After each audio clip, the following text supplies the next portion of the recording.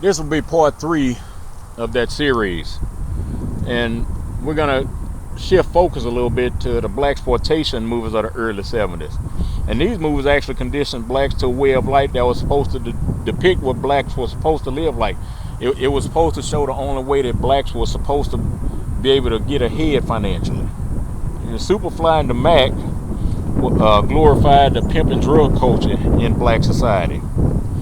And Trick Baby showed us how to work the con game to perfection. Now, even though if you looked at Foxy Brown and movies like Coffee, anything with Pam Grier in it, it had some type of plot to it, but the plot wasn't what the movie was about. Practically every man watched the movie because they knew they were going to see Pam Grier naked at some point.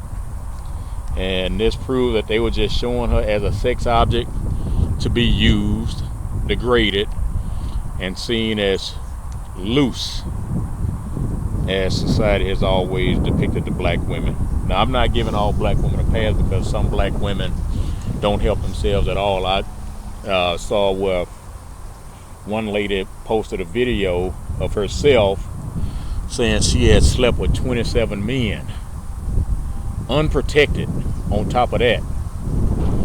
And she said she wasn't a whore because she chose to sleep with those men. I'm like, oh, okay then. So all women don't get a pass, and it's not just black women either, but we're talking about black people in this series. And of all the black movies that came out during the 60s and 70s, I've never heard anybody talk about one movie that my mentor asked me had I ever seen, and that was The Spook Who Sat by the Door. And this movie was one where affirmative action was first put into place in a government office. And even though this black guy was highly educated, he was hired to fill a quota and nothing else. He didn't have to do no work. All he had to do was sit by the door and collect a paycheck. Well, any man worth his salt don't want to just sit and collect. He wants to earn what he makes. And the key phrase in that was worth his salt.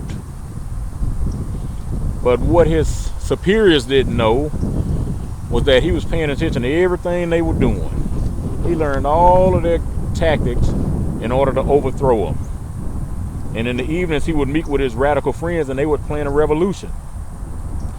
Now, many of us know Denise Nicholas. She played Harriet Jacobs in the television show In the Heat of the Night, and she's had various other roles throughout her long and stellar career. And she refused to ever take any role in a blaxploitation movie. She felt it demeaned blacks. And with the climate of the country during the 70s, she felt that it would hurt her career, not help it. And she said her father even played a role in her decision not to never accept one of those roles. And she said her father always told her, don't have me walking into the movie theater with one of my buddies and seeing your naked self up there on that screen. Now talk about the proper influence of a father. And Roscoe Lee Brown, and he never had any starring roles, but he had many roles throughout his career.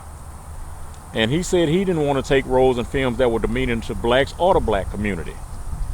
And he felt those roles actually severely limited opportunities for black actors and placed them in a limited genre. Now Robert Townsend, he's been, active, off and on for a number of years. But he released a movie called Hollywood Shuffle. I believe Hollywood Shuffle was released around 1987. And he used this movie to cast a light on blacks who took roles that painted a negative stereotype of themselves. And although it was a film full of, kind of humor, it was supposed to be humorous, but it had its place. The point was abundantly clear. Today we laugh at ourselves being degraded in television and movie roles. But long before a guy named Robert Townsend, there was actually a guy named Oscar Micheaux who actually produced his own movies. And Oscar Micheaux was born in 1884, during that Jim Crow era, during them lynching days, doing all this racism, right out of slavery. 21 years out of slavery, and I see it 21, not 19, because the Emancipation Proclamation was actually signed in January of 1863, but message didn't receive all the colonies until 1865. But in 1884, this guy was born. Excuse me. And this guy has 44 films to his credit, and he died in 1951. Now, this guy produced 44 films in what was supposed to be arguably one of the worst periods in American history for black folks. Now, at that time, there were 700 black-owned movie theaters in America. How many black-owned theaters you got today? At that time. Remember what time that was. This guy handled every aspect of his own business, even distribution. Now, he did this when blacks were supposed to be doing so bad before integration set in to the real black accomplishment. And Darryl James had this to say: if we were controlling our own images, we would not have to worry about what anyone thinks about us. We would be the heroes as well as the villains, the lovers as well as the thieves, and defining those roles ourselves. Further, the good roles wouldn't be relegated to a handful of shining black princes and princesses who refuse to clown their race for a punchline and a paycheck. Even with the television shows that we see on TV today, the subconscious programming is running at warp speed. Our women are being encouraged to be good enough to be side chicks, but never good enough to marry. In spite of successful black men on these shows, they seem to only be after the white married men who only want to use them for sex. Once again, the white man sees the black woman as a whore, his personal whore specifically, that is available whenever he wants her. What's different than being a prostitute? Well, I guess prostitutes get paid. The black man's not good enough for her. He's a single, hard-working black man with no kids. That's a rarity. But who's the black woman choose to be with? She chooses the married white man to be exploited for sexual favors. She'll never be able to marry this guy. He's never going to leave his wife for her, but she's okay playing second fiddle. She can never be seen in public with him. And the ironic thing about this is that blacks have always complained about this very thing happening during the period of slavery. The black man was powerless to do anything during enslavement because the white man held a gun. It's a sad testament to the black community and the black man, because something that was forced upon a woman in the past is now a voluntary act. Women and men and many pastors applaud this show. The black man should be upset with this emasculation and disrespect. And in a television series In the Heat of the Night, as I mentioned earlier, Sheriff Bill Gillespie, in his most prominent role since his Archie Bunker days, falls in love with Harriet Jacobs, and I mentioned that, played by Denise Nicholas. And she's one of the most elegant and most beautiful women of all time, most beautiful women of all time.